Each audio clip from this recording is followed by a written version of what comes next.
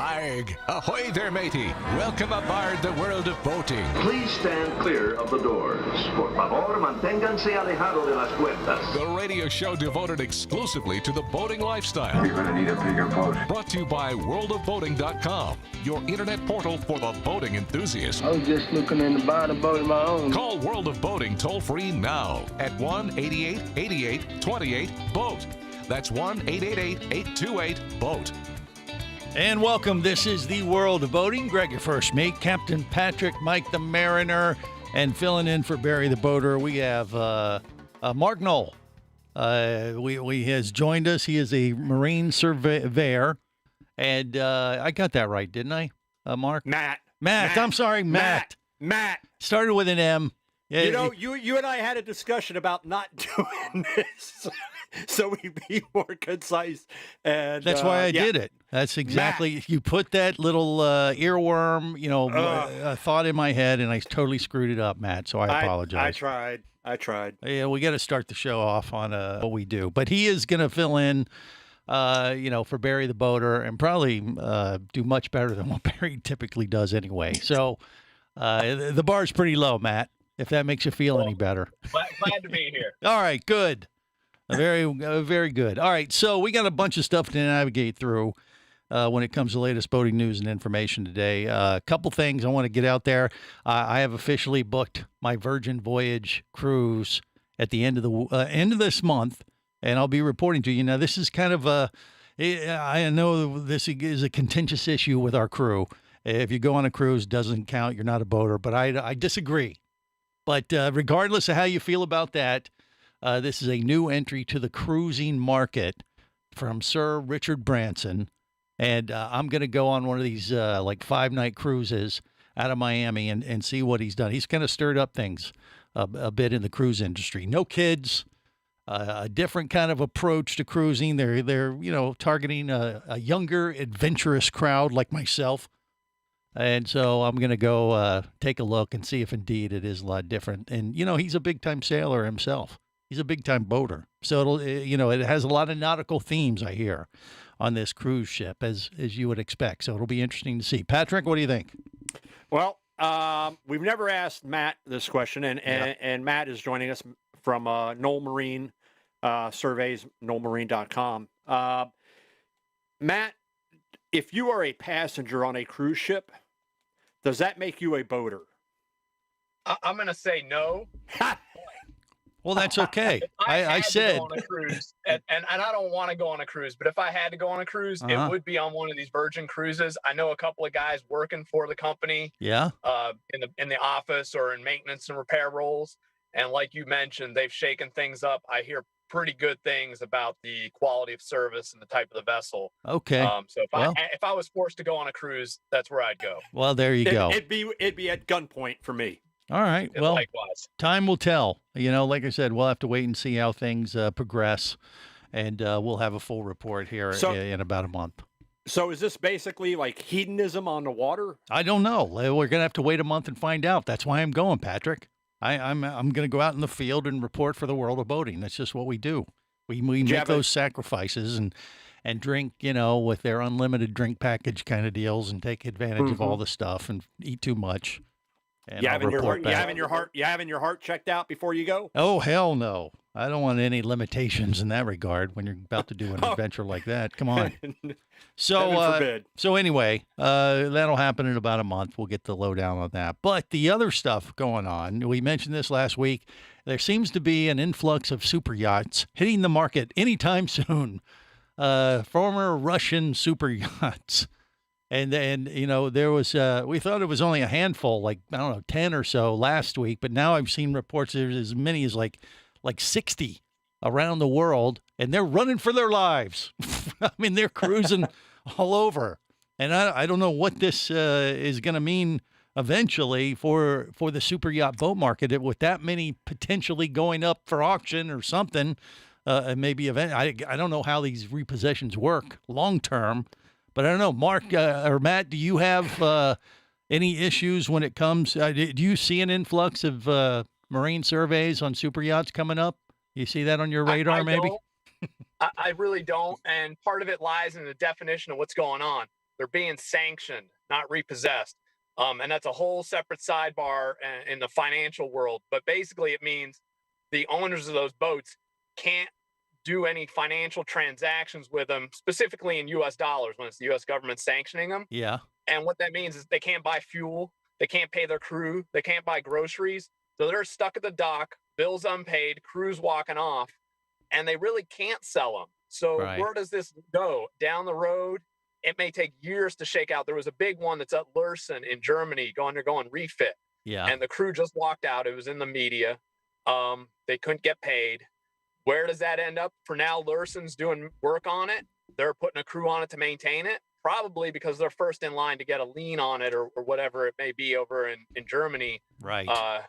For their unpaid bills. So there's going to be, it sounds kind of exciting when you mention it, but when you think through it, for people who work in the boating industry, there's going to be a lot of unpaid vendors and crew who may well be Americans. So we think we're doing the patriotic thing, but there's some of our own who are going to be unpaid out of all this. Well, I don't doubt that's the case. But, if they start putting all these liens and however this process works, like you said, eventually, they're going to rack up enough money. Well, hey, we're just going to take ownership of the vessel. Yeah. I mean, these are like billion or $1 million yachts, or like several hundred million. So it might take a while, but it will be, if any of those actually manage to get their way to court, because that's where they would head. You're 15, 20 years. By then, the boats are probably going to be in such disrepair that even they're going to call Matt. Matt's going to come out there. Let me ask you something, Matt. How many days would be involved? Take your typical, let's say Abramovich's the Eclipse. How many days to survey that boat? Well, look, that's always a challenge. What kind of survey do people want? But to really know what's going on, it takes a crew of 2 or 3 guys, 3 to 4 days minimum, and possibly more to get a really good handle on it. You'd want to dry dock it, go through engines. You could easily spend a week on it. Greg volunteers. Hey, if I get first he's dibs, a boater. If I get first dibs, I'm in. Yes. Yeah, because he's been on cruise ships. So that qualifies him as a marine surveyor now, in addition to a boater. Whatever it takes. Yeah. Whatever it takes. Yeah. So we'll see. I mean, it'll be interesting to see how that progresses. But I thought it's turning into a bigger deal, though, because this could affect a lot of super yachts. I mean, there's only a few hundred, I think, worldwide, and this is like 20% or at least, or 25% of the entire super yacht population or something. Well, it might be in jeopardy. We talked about the definition of yachts, super yachts, mega yachts, all that. And that definition is really open to a lot of interpretation. Because accordingly, Mike has a super yacht. They're docked in Sanford. If he wanted to say so, who's to dispute him? Hardly. It's bragging rights, as it should be. Yeah. He should have a shot. For Sanford, that is a super yacht. Okay. Oh no, there's a 72-foot Italian vessel in our marina. Really? That is okay. You don't have any Russian vessels though, there, do you? No Russian vessels. Okay, just checking. At least not as far as you know.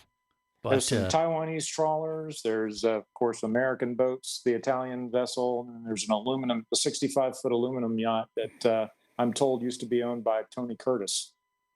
Okay, well, that's kind of a good deal. Which for the majority of our listening audience, they probably have no idea who Tony Curtis is. He was in the Gidget movie. It was wasn't he? Yeah. Oh, I don't know. Tony Curtis, Jack Lemmon, all those Some guys. Like It Hot, right. all those good movies. If you're fans, you might want to search them out. If you're not, you might want to repossess his boat. One of the things that hopefully Matt, after this show, agrees to come back on air with us again. Not likely. But he was recently in Orlando for a conference, and that organization that was there in the insurance end of things is probably worth a mention in another show, what they do, how that kind of all works, because that could play into these super yachts too. Now you got insurance companies involved, things of that nature. Yeah, okay. Absolutely. All right. Well, we'll have to get deeper into that as well, possibly, and find out what's going on with that. But there are some other stories that you want to, I don't know, you want to kind of navigate through yourself, don't you, Patrick? There are. And we've got some stolen boat stories. We got some possible stolen boat stories. We've That have nothing to do with Russian oligarchs, just for the record. Absolutely not, because we're just going to move on forward. So this past week over in the Marco Island area, there was an incident offshore. This group went out and there was an incident, and they sent out an SOS, and their friends got involved with finding them. We're going to find out what happened when they got back to the dock. There you go. That's coming up next on The World of Boating. Stay close.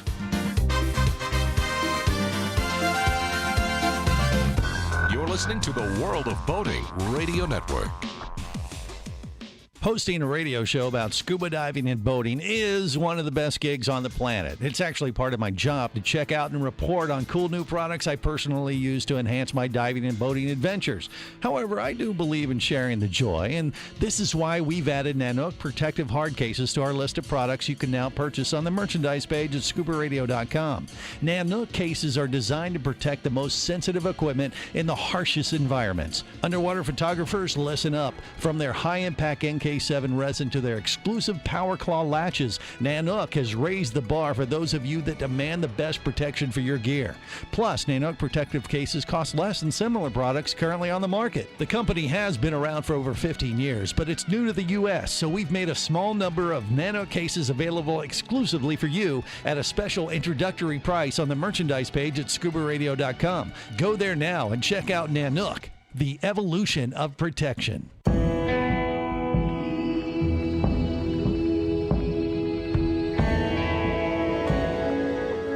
Be an explorer in the other 2/3 of your world.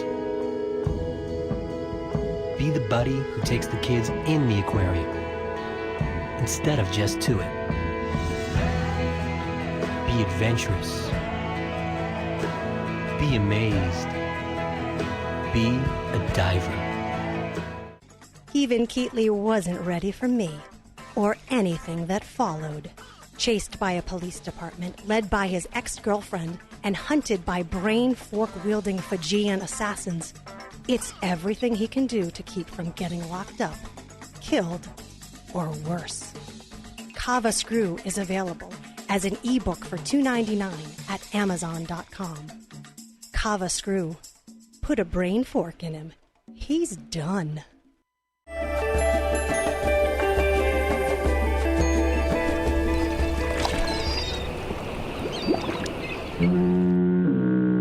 You have successfully navigated the Sea of Commerce and now are clear to cruise with the World of Boating. I do like the water. The radio show devoted exclusively to the boating lifestyle. The sun, the sea air, good friends. Brought to you by worldofboating.com, your internet portal for the boating enthusiast. What you doing in my waters? Just taking the air, not fishing. Well, then how come this hook's in my head, bull? I wanna go fishing, 'cause it takes my stress away. I wanna go fishing, try and cast my blues away. I wanna go fishing, I don't want to watch the clock. I wanna go fishing, I don't ever wanna stop. This is the World of Boating. Greg, your first mate, Captain Patrick, Mike the Mariner, Matt Knoll, Marine Surveyor, and fill in for Barry the Boater this week. He's already outperformed what Barry usually contributes. I'll say that because he's not here, and I can totally bust his balls, Matt. And that's just what we do here in the World of Boating. They don't show up for work. Look out! The gloves come off. All right, so it's all good, but we appreciate you helping out today for sure. All right, so Patrick, we got a guy who took a boat. Technically, I guess he stole it. But I don't know. Was that the story?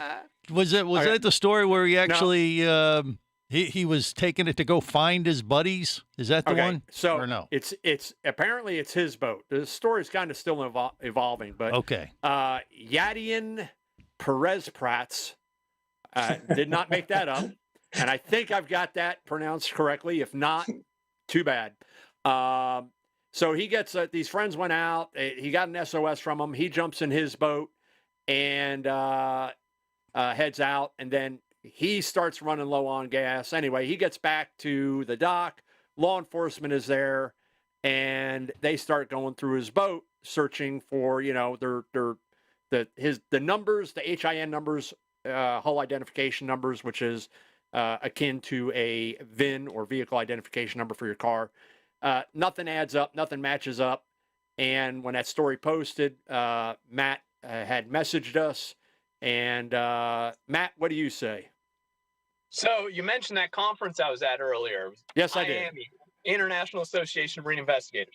And it's educational for me. That's why I go there. And it's half private industry people like myself, marine surveyors, and half law enforcement guys. And the law enforcement guys come from all around the country, different states. And this is well before this story broke. A number of these law enforcement guys made comments like if they are doing a safety check or for some other reason come across a boat where they can't find the serial number on an engine or a jet ski or the hull ID number on a boat, they immediately arrest that individual. And I was kind of taken aback by that because I see a lot of boats where, as far as I can tell, there's nothing malicious going on and that information is not available. So it just creates a paperwork nightmare for them. Or like, hey, what are you doing with this? This doesn't have a number on it. How do we know it's not stolen? That ain't your boat. Hey, you're going to the pokey. What happens, Greg, or what happened back in the manufacturing industry, go back a couple decades, and the HIN numbers were basically made with a label maker, and that tape was then cut, placed in the mold, taped in place, and then the layup of the hull begins. And when the part would get pulled out of the mold and that that plastic sheath would get pulled off, basically you wound up with an embossment set into the hull. Usually HINs on the hull you're going to find starboard, aft, under the rub rail. Now, over the years, that could get worn away if there was a repair done in that area, wasn't replaced, if a swim platform was added over the top of it. Now, how do you know, if the HIN is correct for that boat? There is a second one that should be on the starboard side deck. Usually you're going to find it on, a dual console boat. You're going to find it behind the coaming panel, possibly underneath the helm, something like that. So there is a second one, and those are the phone calls, the emails that I get from law enforcement is, where did you guys place the secondary HIN? And going back, I just due to my length of service at the company that I work for, I can go back with a certain degree of confidence, probably back to about 1983, 84, and tell them where to find and how to access that second HIN. Okay. And I guess, Matt, that is one of the things you do as a surveyor to make sure if someone's looking at a boat to purchase, especially a used boat, you find all those numbers for them so they don't have a problem down the road, I assume? No, that's a common misconception. No, you don't do that.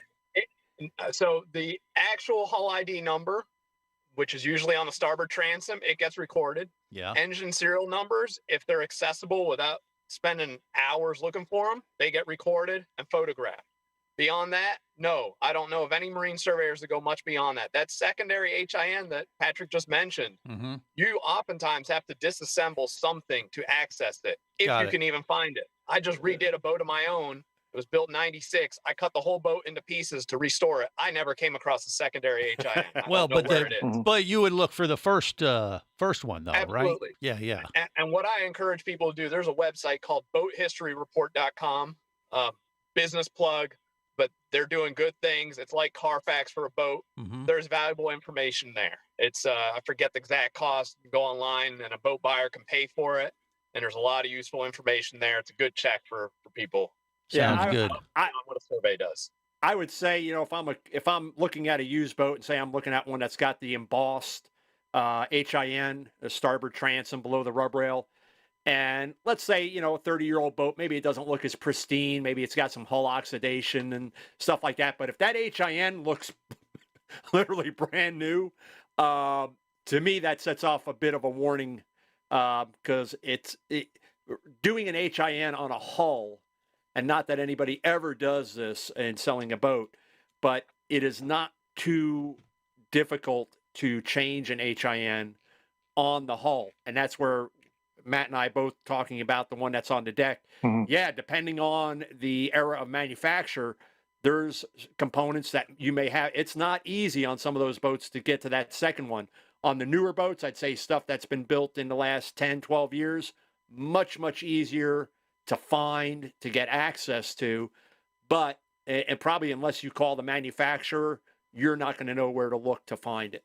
Mike the Mariner, what say you? Well, mine's in two different locations. Under the bench on the fantail, and then also there's a hatch in the stateroom that you pull up, and when you look down, like where the servos are for the trim tabs, there's another HIN down there. Well, there you go. You should, Now we you should know. have one. You should have one on your deck as well. The one on the fantail is on the deck. That's part of the deck. Yeah. And, right. and it's out and visible. No. Okay. Uh-oh. No. Red flag. No. That's no. That it should if it's on the deck, it chances are it's not visible. That's what we were saying. The one on the deck is the one that's usually hidden and oftentimes very difficult to find in locating that. And due to the age of a boat that you may be looking at, is it possible that the engine was changed out at some time? Certainly possible. That's why hiring a marine surveyor like Matt comes into play to make sure that everything is legal and that boat that you're getting ready to buy, you're not going to get arrested like this guy did. Yeah, you don't want that. You don't want to buy a new boat and then find out the next day you're about to be arrested. That'd be a bad day. More coming up. You're listening to the World of Boating Radio Network. Traffic sucks, unless you're scuba diving with Mike Scott. Mike glanced down at his dive computer. It showed less than 50 PSI left in his tank. Probably just a few more breaths. Or riding shotgun in a thrilling car chase. One bullet hit the Jeep's windshield, spiderwebbing the passenger side. Mike shifted into second gear and felt the Jeep leap forward. This just got serious. Escape your commute with audiobooks from author Eric Douglas. Download to your phone. Go to booksbyeric.com or audible.com.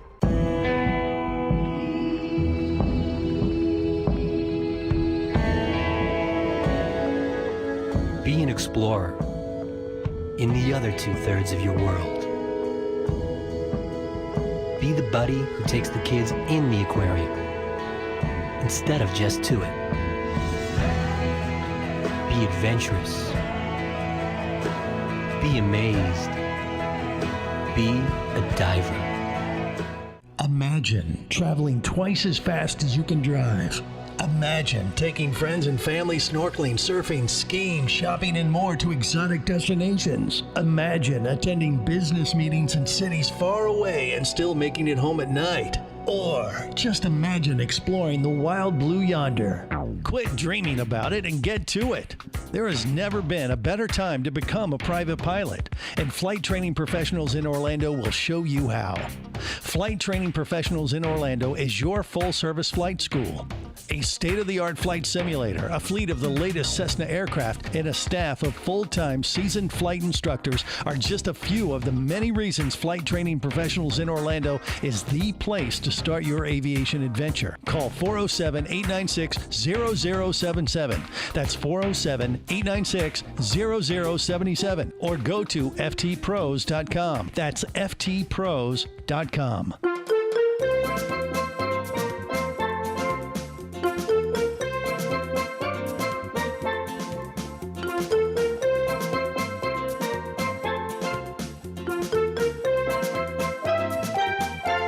This is the World of Boating. Greg, your first mate, Captain Patrick, Mike the Mariner, and Matt Knoll, Marine Surveyor Extraordinaire.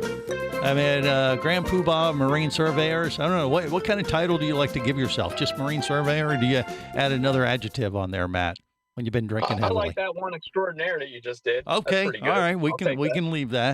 leave that in there. You might want to change your business cards. Put that on there. right. Grand Poobah of Marine Surveyor. No, that doesn't sound as good.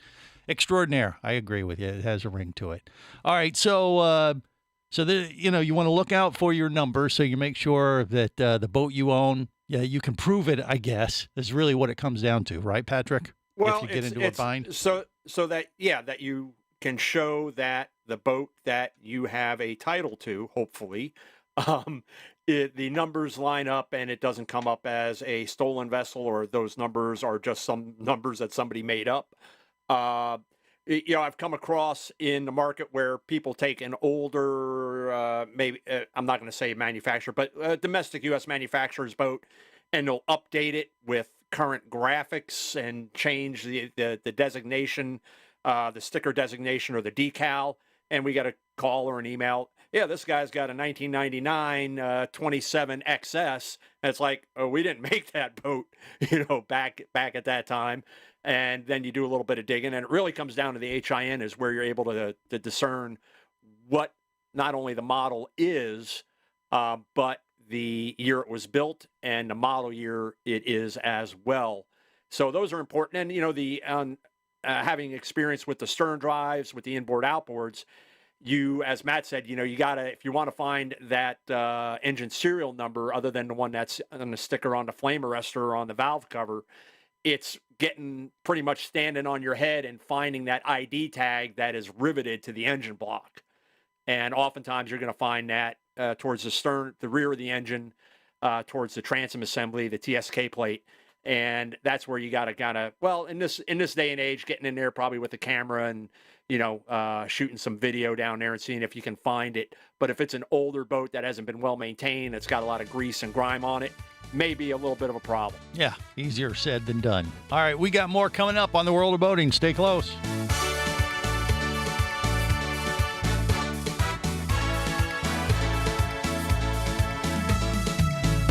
You're listening to the World of Boating Radio Network.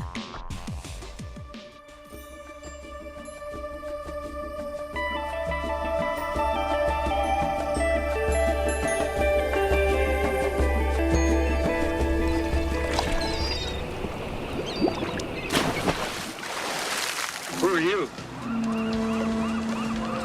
We're from the State Mental Institution. We chartered the boat. We're going to go fishing, and that's all there is to it. But I won't cry myself asleep, 'cause my soul no longer weeps, but my body lies in the heart of the sea. This is the World of Boating. Greg, your first mate, Captain Patrick, Mike the Mariner, Matt Knoll, Marine Surveyor Extraordinaire, as we know him now. So there you go. We got a full crew navigating the latest boating news and information, and basically just sharing a few tips to make sure you know how to defend yourself. If anyone, if law enforcement comes down on you and say, hey, do you actually own this? Can you prove it? Or can you prove this is your boat? And there's some hidden numbers on your vessel. And I think we covered that pretty good. But there was two stories. Did we get them both in there, Patrick? Well, no, we've got more than two stories. And before we get to the one with the that insane video out of Newport, California. Oh, right, yeah. What I did want to mention, because we're fortunate that Matt has agreed to join us despite having been on the show a couple times previous. He still comes back for more, and do appreciate that. Glutton for punishment. Indeed. Boaters out there want to mark their calendars. April 20th. Anybody want to guess why? Easter. No. That's a little late, I guess. I don't know. Mike? I have no idea. Yeah. All right. Great guess, but wrong. Matt probably knows about this, but I'm not going to put him on the spot because he wasn't adequately prepared for today's show. And see, you guys would have known the answer if you had read that email that I sent to Greg where it had all the show topics placed out. So this spring, new fire extinguisher regulations come into effect. Right. You didn't tell us there was going to be a quiz, Patrick. Come on. New Coast Guard regulation beginning April 20th for disposable fire extinguisher mandates a 12-year expiration date from the date of manufacture. Also, different classifications on the fire extinguishers as well. So those fire extinguishers that you put in your boat when you first got it and probably haven't checked since, do yourselves a favor, pull them out, find them, and if they're covered with rust, replace them. And check out this story that you can find at worldofboating.com or on the World of Boating Facebook page. that goes into detail as far as the different types of fire extinguishers, what's changed with the regulation, and how to make sure that when you do get pulled over at the dock for a safety inspection and your boat does check out because you listened to the show and you made sure you had the correct HINs for your boat, everything lined up, don't get popped for having the wrong fire extinguishers. We're basically just trying to keep all our listeners and passengers and boaters out of jail this week, it sounds like to me, right? Everybody but you. Well, okay. Yeah, because when I go on that Virgin voyage, it's all bets are off. Yeah. Because, because here's the one that kind of throws people is the classifications. The you got B1 and B2. You familiar with those, Mike? I'm familiar with the classification. I don't know. That's like the sister of Thing 1 and Thing 2. Yeah, just like that, but completely the opposite. Right. The newer class are going to be 5-Bs. So go from B1 to B2 to 5-Bs or greater, depending on the size boat and where you should have your fire extinguishers and all that. So do yourself a favor, check out that story on our website or on Facebook, and make sure you've got the right ones in your boat before you go out on the water, because when they do those safety inspections, that's something that'll just stop your day dead, literally at the dock, assuming, of course, your boat starts after not running it for the last 12 months. Yeah, you don't want that. That never happens. Never at all. All right. No. So now we're up to date, at least from a legal standpoint. We go on the other ones or what? Yeah, we're going to the other ones. So coming out of Newport Beach, California, this video has come out, absolutely crazy. I mean, we see whether it's stuff coming out of Haulover, those live cams, or the guy who goes out there and films the boats coming in and out of the inlet, boat ramp videos, live streams, things like that. This guy decided to jump in the 65-foot yacht. Keys happened to be in it. And needless to say, he didn't know what he was doing. If you've seen the video, you'll know exactly what we're talking about. If you haven't seen it, again, worldofboating.com or World of Boating on Facebook. Crazy, crazy video. Kind of looks like he thought he had stolen a car. Yeah. It's like, oh, wait, that's right. It's a boat. Back it up. Well, not. I mean, the news article is, he was on the run for a brief moment, and a very brief. So he crashed into several other boats and docks before he started running the boat out again, and then he hits a bridge and a seawall. And at that point, game over. Right. Because he was, he didn't have anywhere else to go, I don't guess. He really didn't think this through, Well, the people who didn't think things through, and this is where I think Matt kind of comes into play, especially that conference that he just attended. So the reason why the keys were in the boat was it was undergoing maintenance. Now, in my journeys over quite a few decades working for the manufacturer I am, and having traveled literally the world for them and working on customers' boats and boats at dealerships and things like that, some of these boats are on the water. Even when I was delivering the 52 and 53-foot yachts, the 42s, the 46s, never, ever, those keys came with me every single time. I had a dealer one time was like, oh, you can just leave the keys in it because I'm coming back out to it later. It's like, nope. The keys are coming with me. Because those things, you present somebody with an opportunity, you get the wrong person at the wrong time. Right. And there goes a, $1.5 million, $3 million, $4 million, dollar yacht heading down the waterway or into somebody else's boats or into, in this case, a bridge and a seawall at the end. So, Matt, I know you saw the video. Is that boat going to wind up being totaled? I saw the end of the video, and it kind of is from a distance. We can see the bow, and it doesn't look nearly as bad as the boats it encountered. And, yeah, good point. I would agree with that. And it kind of has this blunt bow design that I quite frankly think looks absolutely hideous. But on the positive side, it seemed to hold up pretty well to smash into stuff. Prevails. I don't think it was blunt when he started. No, I think it's got this snub look. If you look at those azimuths, it's got this snub look design that looks awful. It is the worst looking boat, and it doesn't look any worse after it went through all this carnage. So, kudos to the designer. Well, I'll tell you one thing. When you look at I don't know how much that boat weighs. If it's 65 feet, it's probably 80,000 pounds or more. It's a cruiser, so it's not one of the offshore fishing boats. But they're totally lucky that nobody got killed, because that boat destroyed that dock. Mm-hmm. Oh, yeah. Or that nobody was on that sailboat, at least as far as we know, because that sailboat definitely took the brunt of that, and I'd probably say that sailboat's pretty well done for. I'd agree that sailboat's probably done. That Azimuth's a late model. It's probably pretty repairable. Now, from a liability standpoint, because it's going to head towards lawsuits, who ultimately is at fault? Is it going to be the boat burglar, the owner of the boat? As he's the guy who hopefully has insurance on it. Do they go after him? Do they go after the company that was doing maintenance on it? Or the boat burglar? That guy has no money, Greg.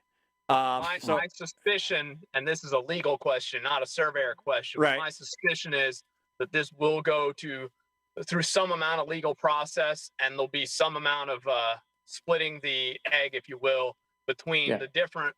Most of those boats were in the marina. They most likely have insurance, and most of those insurers will go to some amount of splitting it. The same thing happens after natural disasters like hurricanes. Even though one boat may be the one that broke apart and smashed everybody else's boat, and we'd like to think that guy's responsible.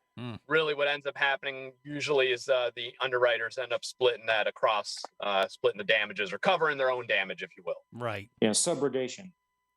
That's a big word. Yeah. Subrogation is where, for example, if the insurer of that sailboat went after the service company that left the keys and the azimuth, that would be subrogation. Oh, okay. And that may well happen, but I suspect probably they'll just say, let's each go our own way. The insurer that covers the sailboat will pay their claim to their owner, and likewise for the other boat owners. Yeah. But that's just my suspicion. That's time will tell, and we'll probably never be privy to that information. But it's an interesting dilemma. Chances are the boat burglar don't have no money, so they're going to go find someone who does, and that's usually, like you said, the insurance companies for all the different vessels, and then they share the hate, share the bill amongst themselves. So you got to deal with it accordingly. All right, more coming up on the World of Boating. Stay close.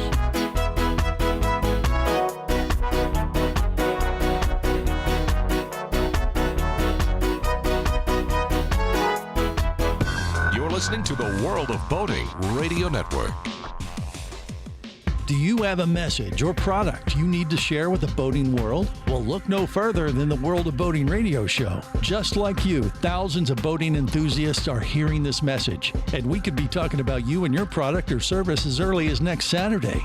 Remember, a terrible thing happens when you don't advertise. Nothing. Go to worldofboating.com, send us an email, and let's get to work to make your marketing message matter.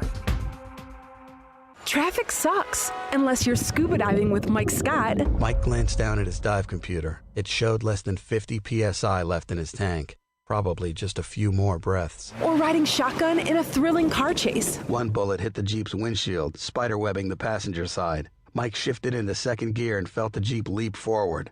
This just got serious. Escape your commute with audiobooks from author Eric Douglas. Download to your phone. Go to booksbyeric.com or audible.com.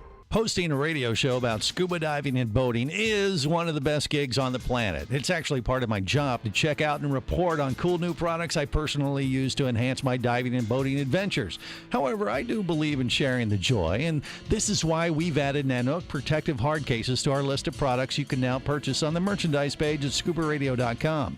Nanook cases are designed to protect the most sensitive equipment in the harshest environments. Underwater photographers, listen up. From their high-impact NK7 resin to their exclusive Power Claw latches, Nanook has raised the bar for those of you that demand the best protection for your gear.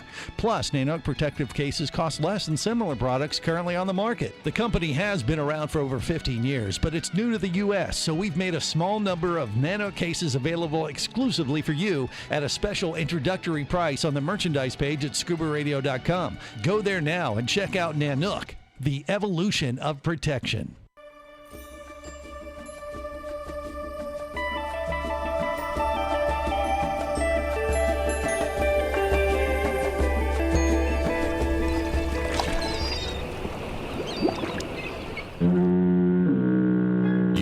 successfully navigated the Sea of Commerce and now are clear to cruise with the world of boating. I do like the water. The radio show devoted exclusively to the boating lifestyle. The sun, the sea air, good friends. Brought to you by worldofboating.com, your internet portal for the boating enthusiast.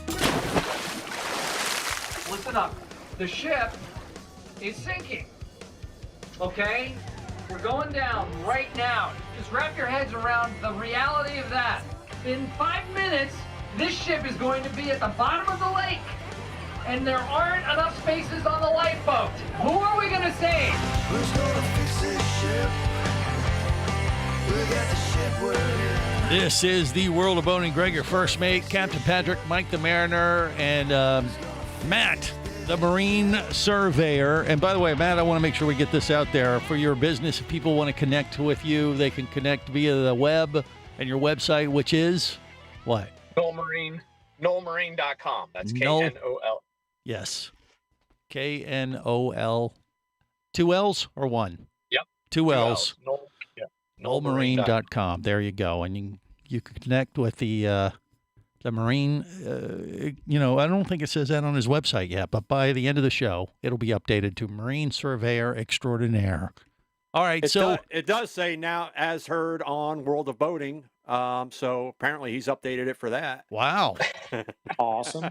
Amazing. Well, there you go. We'll see how long that lasts. But Patrick, we got a couple other stories we're going to get out, or do they got to go to the Facebook page or what?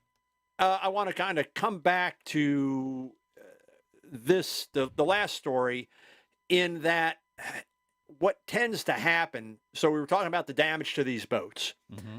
And that's where somebody like Matt winds up getting called in. And that's how Matt and I first met. Matt was called to the factory to basically survey a couple load of boats that unfortunately had been involved in a traffic accident. And what seems to happen, and the discussion that I had with, and I'm drawing a blank on his name, Matt, the gentleman that came to the factory, Dan, for the tour, we had a pretty in-depth discussion during the tour.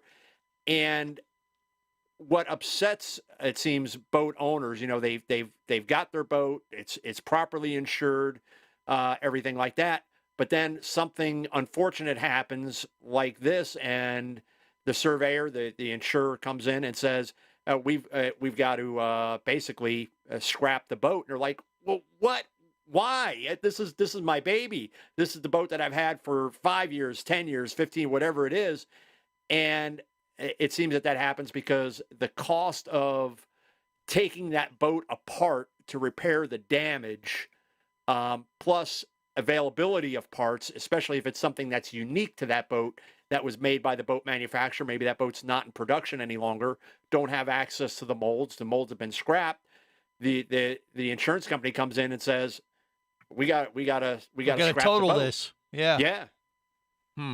Yeah. I mean, it's similar to a car, but with the exception of you usually don't care. Say, yeah, go ahead and total it out. I'll just get a new car.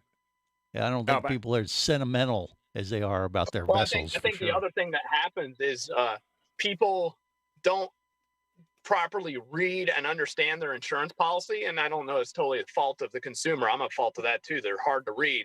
But also people sometimes underinsure because these premiums are high. And then when something bad happens, they're extra upset because they're getting $250,000 or whatever it is, and they can't replace what they have. Imagine if your truck that costs $50,000 and you only get $30,000 when it's totaled. What are you going to go buy for $30,000? Not a new truck. And the same thing happens in the boating world because they're potentially underinsured, and that is a big problem. Sure. Yeah, that is especially if you have a lien on it, or a loan on the boat, because you might get an insurance settlement that is less than what you owe on the boat. Well, that should happen. If that happened, there's probably been some funny business going on with people playing games with loans. Usually, the lender will require you to insure for at least for the loan amount. And when I say funny business, people will go shop around appraisals and try and get a trumped up value to borrow more money on their boat. In other words, their boat probably should only be worth $200,000, but they got a loan for $300,000. They covered broker's commissions, taxes, registration, and some upgrades on the boat under the loan. And then when it gets totaled, they're not made whole on their loan because they borrowed more than it was worth. That'll bite you. Well, how does it work in a situation when you buy a vessel? Let's say you buy a new vessel, they depreciate much faster than the value of the loan. Right. So well, it depends on essentially, and that depends on the market. We're in a really hot market, and I would say that's actually not true right now, depending on the brand of boat. Some of your higher end center consoles, you could drive them off out of the, once you have your hand on them, if you list them for sale, you get as much or maybe even more. You might even get a premium for them. Yeah, but I think it goes back to the insurance issue. Like if you've got the right kind of policy, I mean, you have the issue of, do you get one that gives you actually replacement value or just to cover what's owed on it, so you're not in the hole, so to speak. I mean, and that goes back, like you said, people underinsuring their vessels and not then realizing like, I'm going to eat it now because I didn't insure this thing properly. I mean, it applies to cars the same way. I only know this because my wife's in commercial insurance, so this gets brought up quite a bit.